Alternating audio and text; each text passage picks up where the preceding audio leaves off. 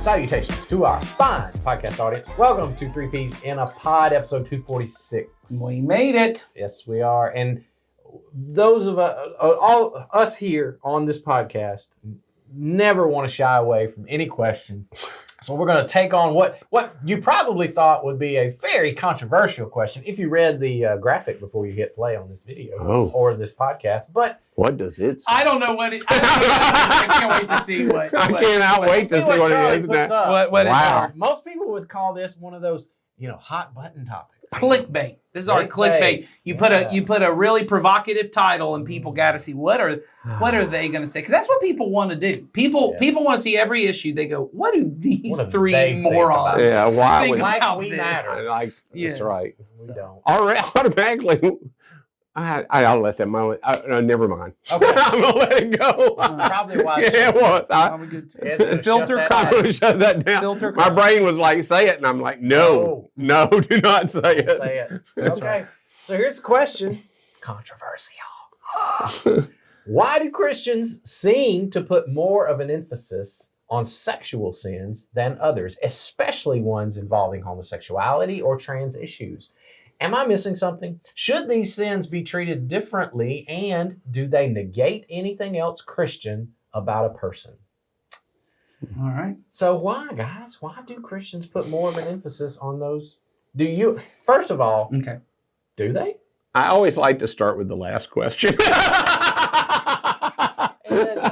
Contrarian. I know. So do you want to just answer the last question? No, but that's when it may be my ADHD is the only one that I remember. I just think maybe you're just only remembering the last part of the question. He only remembers the last thing I said. Yeah. I know. Go ahead. I was just, I wanted to start back at the beginning and say that's the logical place to start. Because I'm a logical dude. You are. Why do Christians seem to put more emphasis on sexual sins than others? And my question was that does presume that they do. Sure. Right. And I would imagine the person asking this question seems to believe that. Mm-hmm. And that may be their experience. Mm-hmm. But do they? So I can see why a person would say this. Me too. Because I do think that there is a large and very vocal section of Christianity. Yes. That, and I'll say this, American evangelical Christianity, to get even more, There you go. that this seems to be at least the talking point for all issues. Mm-hmm. This and maybe like abortion would be the top. Yeah.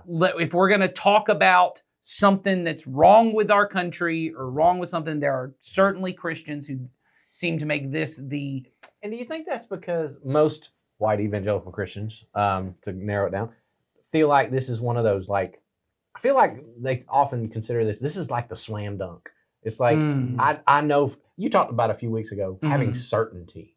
Okay, I feel like a lot of Christians have rallied around these issues because they do feel that large bit of certainty about this topic. And so when they get that, I'm certain about this. This is a all or nothing, black or white issue for me. And so I know if I stand on this side of the issue, I'm going to be in the right. And everybody will know I'm in the right. And maybe even me and God will be better off. Right. I'll be better off with God because I'm on his side of this. Do you think that plays into it? I feel like it does. I think it can. And I think in particular, where I think, unfortunately, and I'll say this, unfortunately, where most people, even within Christianity, but people certainly outside of American Christianity, where they see this play out is mostly the evangelical voting bloc talking about this. And that's what I would say is I think that group tends to be very particularly vocal about this. But I want to say that there are entire groups of Christians that I would say swing to a whole different side of this, which they don't talk about any kind of sexual, and to use the word sin, to say anything really. There are handfuls of things that would be considered sexual sin, but they would float to a whole other end of the spectrum of saying, well, we're not going to talk about it at all. I'd like to say, unlike abortion, well, I don't know. White evangelicals, I will say this. I just don't want it on this particular issue. Pretty much worldwide, the church is fairly united I mean, honestly. Yeah, yeah. In fact, the Methodist Church in the United States has had to split from the worldwide Methodist Church because the rest of the world stands where people in our country think only white evangelicals in our country stand. They're very conservative. You're talking about on the and stance and Catholicism in general on these issues. Those issues stand where we stand. You're talking about on the stance of whether these sexual activities are sinful or not. Yeah. The question I think though is, I mean, historically, this has not been a broadly open question. No. I agree with that. I think the question is, why has it become such an emphasis that this tends to be? That's a good question, and it might be that culture has changed. Maybe. It could be that it's become, as culture has pushed on this, and I'm just saying worldwide, this is not an American issue. No. This is not a Western issue. Christians have stood pretty much on the same place of this for a long, long time. But that's been historically true on a host of other issues that the church would hold a position that the culture widely at large would disagree with. Sure. But I think uniquely in maybe not, but I think that the fact that the way that we have talked about it and the way that we have held it has put us more at odds or in animosity with the culture. I don't disagree with You we know what have I mean? done a terrible job of talking about sin in general. Yes. I was reacting more to the idea that it's white evangelical only. This is pretty a universal Christian position. It is, and I do think the position is, but the question is the emphasis. Well, I think the emphasis, I'll just say to you, I think being a baby boomer and staying strong on my position that baby boomers have screwed everything up. There's not much that boomers didn't screw up and that everybody else will have to fix. The sexual revolution, that's not my term. That's not it. Yeah, that's right. That's a term widely known in the culture. That's right. That came in and That's true. everything began to change. Yes. And so it's not just this issue. There's all kinds of issues that surround sexuality Yes. that the church universally worldwide, I mean, not just these issues, if you talk to any Christian anywhere in the world outside of Western countries and you try to explain to them the way we talk about divorce, Sure. they're like, what? Yeah. Because that's not typically where the church in general is. I'm just saying, we have done a terrible job of addressing it to our culture by taking a way of understanding this is a big issue to people in our culture who have not agreed to live by Christian standards. Well, and I think that's a big issue for us, that we assume that everybody ought to live by Christian standards. And so therefore we take a power position instead of the position Christ would have us to take a position underneath. And, it really shouldn't matter all that much to people who don't want to follow Jesus, what I think about any of this. yes, that's correct. As long as, As long as I don't have power. That's right. As long as I don't have power over them. Right. If we took the proper Christ-like position in the culture, Right. this wouldn't be a problem. Right. And if I took the proper position when I have power and could enforce something on somebody they haven't agreed to, I have violated and become sinful in that moment. That's right. So, should these sins be treated differently? No. No. Obviously, that's the answer is no. They should not be treated indifferently. And the last question that I said I wanted to answer first is, does this negate anything else about a person who follows Jesus who is involved in this kind of activity? No. It does not negate that you want to follow Jesus, nor that you can be following him in areas, because there isn't anybody here answering these questions that right now, that if you got to know us well enough, you couldn't point out things that we violate commands of Jesus. Sure. And hopefully, if you brought it to us, we'd be humble enough to deal with that. The fact that that's true about us does not negate our desire to follow Jesus at all.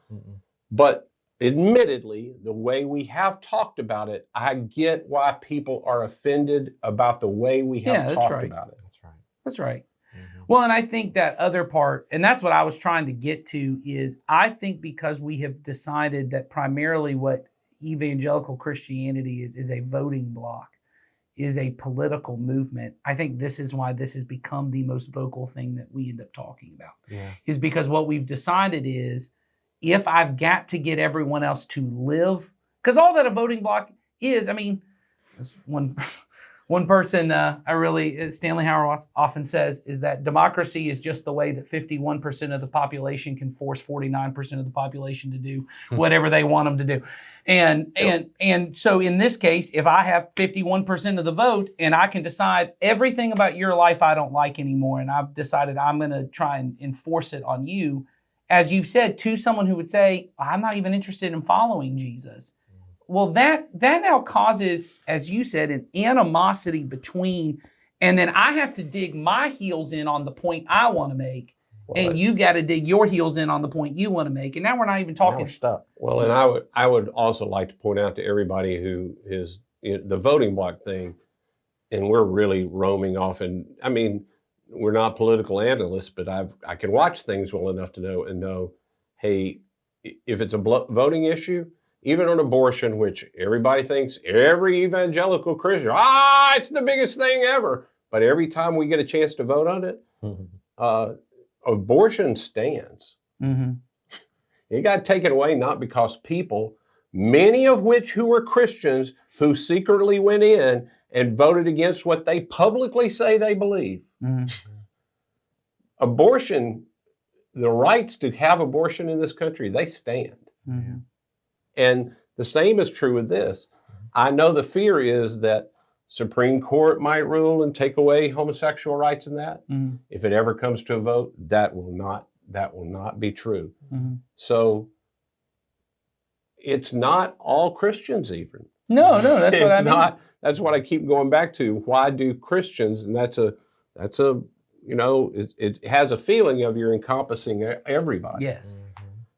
We have talked about it, and there's a lot of outspoken people who talk about it. Mm-hmm. But even they have to know that the people that they are talking to or teaching or discipling are not following this, not only in the areas of homosexuality or trans issues, they're not following in the way of Jesus in heterosexual issues either. Sure, that's right.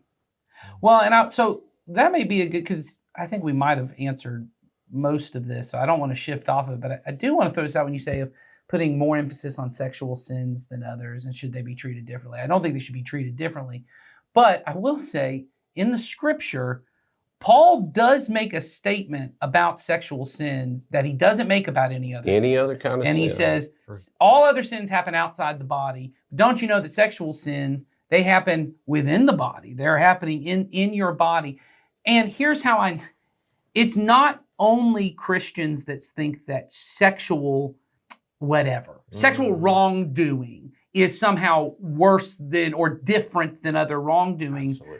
Because, I mean, we have an entire criminal section of people that we call, that have to register because we agree, everyone looks and goes, there's greater damage. There's a different kind of damage that's happening here. And anyone who's experienced sexual assault of any kind would say there's a different kind of damage that happens here than that happens even with a physical assault, which carries lots of damage as well. But it's different. And I don't know levels of severity. It's just different. And so to say, why do Christians emphasize it so much? I think we as a culture also, there's something in us humanely that understands this gift of sexuality is this precious thing. It's incredibly intimate and personal. Now, we may disagree on where do you draw a line on wrongdoing.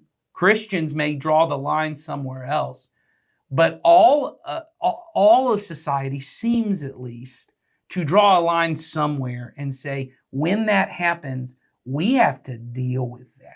And we have to address that. And I think that's why Paul says at one point, hey, don't you know all other sins happen outside the body? But this one affects your very bodies. Well, everybody has sexual boundaries somewhere. Correct. That's right. Now, people disagree on where those are. That's right. But everybody says that's too far. And or that's- should, just to be and clear. should. And you should have sexual Absolutely. boundaries.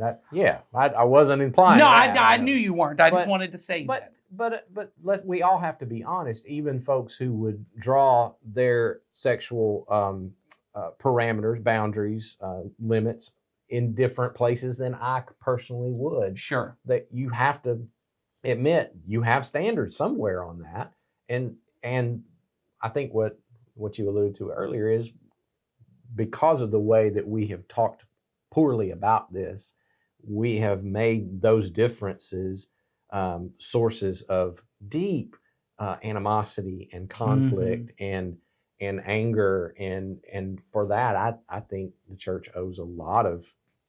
We ought to repent for some of that. Oh yeah, the way you we've know? talked about it for sure. So yeah, but it doesn't mean that the boundaries themselves they don't have to be that way. Well, and Or talked about that way, I guess is what No. I should say. my hope would, All sin should be talked about with the people who are involved. yeah. It should never be talked about in a way of, hey, here's the rule. So I don't have anything else to say. Here's the rule. So go on. Yeah. And that's the bad way of talking about it. And because you said this is such an intimate issue, one, I think the church hasn't wanted to be open to even talk about it more openly than here's the rule. Yes. And shut up about everything else. That's Yes. a bad way to talk about it. But Yeah. because it's so personal to people, people also feel like when you even talk about it in better ways, because it's so personal to me, it feels like you're saying something really bad about me, that it doesn't feel the same way when I say to people, hey, come on, all of us have done things not only the Bible standards, I can't keep my own standards. Yeah. I can't, let's just forget. I hate when people lie to me, I lie. Yeah. Yes. Yeah. There aren't humans that can say, no, I hate when people lie to me, and I have never, ever once in my life Right. told a lie. No, Yeah. nobody, everybody knows I can't, but when you say this, because it's so personal to me, it feels differently. And that's why it has to be talked about personally with people interactively. Sure. It's not any different than anything else. Yeah.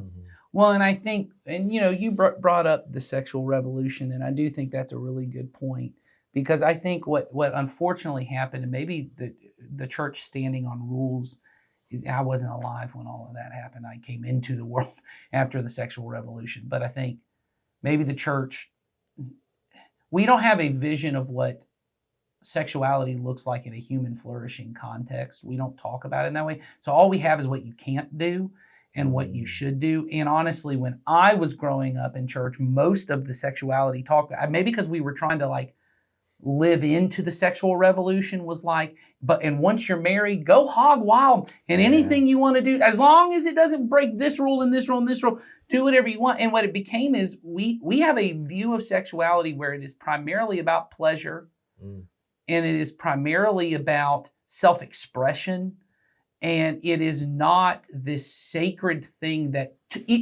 too is wrapped into my life, with my interactive life with God. And honestly, saying this, even to me, I'm the one saying it, but it's uncomfortable. We don't have a view of sexuality that God would be involved in my sexual activity. And that feels uncomfortable and for that us to done say. correctly would build human flourishing and worship toward God. That Yes. God would receive That worship. there's a way in which this is a sacramental, sacred part of my life, and that God would be interested in my sexuality. To most of us, that sounds dirty and weird and almost like disrespectful to God.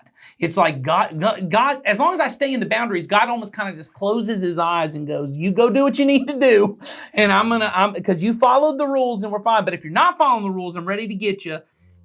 And we just don't have this view of that God created us for an interactive life where I would love and be loved, that I would be known and I would know another person, that I would be desired and I would desire, and I would pursue God and I would pursue other people and I allow people to pursue me, that all of those kind of deep, what we might call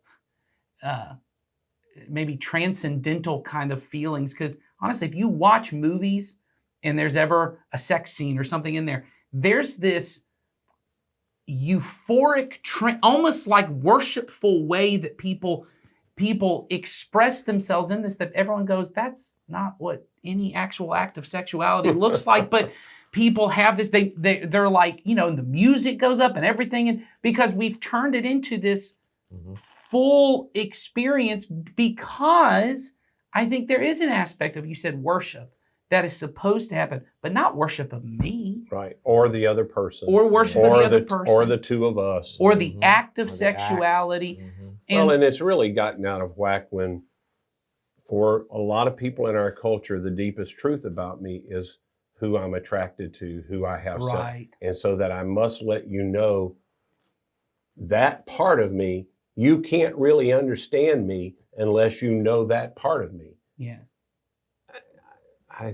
That's not the deepest part of you. No. Well, that's limiting the image of God within people to one thing. Right. And that is not what that means. The image of God is not, it is our sexuality a part of it? Yes. Yeah, sure. But it is not the thing, nor should it be the primary thing. No. It should be a complementary piece to the, others focused, sacrificial, enemy loving, posture that God takes towards us. And if it does, then okay. But yeah, you're right. Too much. Yeah, and I just think we miss it. And I think I used to say this to teenagers when I was a youth minister, of if sex is the highest good, which is often the way our culture talks about it, that if I say, hey, you can't just have sex with whoever you want to have sex with, I'm somehow oppressing you. And if I tell myself, hey, I can't just do whatever I want sex, I'm repressing myself. That's the way we talk about it. You're repressed. Oh, even the way you said it, that's repressed. You're too repressed. So sex is the highest good. Then that means Jesus never experienced the highest good of humanity. And that is antithetical to what we believe, which is that Jesus was the most human person to ever live. Jesus was the most human. He was what some theologians would call the proto-human. He is the example of this is what humanity can look like. Man or woman, if you would live a life like Jesus, you would experience the best possible life, and that includes no sex and dying on a cross. And so to look at that and say, oh, there is a way for me to experience a full and fulfilling life with God that either doesn't involve sexuality, it doesn't involve an expression of my sexuality or sexual activity, or involves this sexual activity that he has prescribed. Yeah. And that's it. It's not limiting and it's not repressive. It is somehow the fullness of what it means to be human. But we've missed that because we've turned it into something else. Yep. So the reason we've overemphasized it or talked about it in a bad way is because we too are sinful people. Yes. And we've wanted simple answers to uncomfortable questions. And really, the other people who ask the question and want a simple answer and not having a conversation, they're also part of the problem. If I have to give you a yes/no answer that satisfies you to a very difficult kind of situation that involves the deep parts of us, that's the reason it gets overemphasized, is we both are making it more than it is. And as we've already said, it does not negate everything else about you as a person or a Christian in the situation, nor does sin does not negate who I am as a Christian. It's whether or not I really have my feet pointed towards Jesus and I walk, and am I open to the fact that there may be things I have to lay down or put up on the cross in order to pursue him. Well, my job, as I have always seen it, and I had this conversation with a group of people years ago who we didn't share the same sexual ethic, but I was convinced they wanted to follow God as well. And they asked this very question, one of the first things, and I said, you're going to find things about me that quickly you will know don't align with Jesus. The deal you're talking about is just very evident up front right now. You've made it very evident. if you will and I will walk this path together with Jesus over the years and love each other and study the life of Jesus, I'm okay with him talking to you about whatever he needs to talk to you about and bring you to the place you need to be. If you will also give me the same grace and love me when I mess up, and if you want me to talk to you about what's going on in your life and how I see the Spirit at work, I'm happy to do that. But that's really a you and Jesus thing. But if you want me to tell you what the Bible says, I did study the Bible. I can tell you what the Bible says. But in the end, this is a you and Jesus thing. You and him have to walk all this stuff out together. And I'm willing to walk with you. And that's the way I have handled this with anybody who has given me a chance to have a conversation. All right. Tough topic. Lots of nuance there. Hope it helped clear some of that up for you. As always, you can send us questions. Link is in the description, and we will get to them as soon as we can. Until next time, have a good week. See you.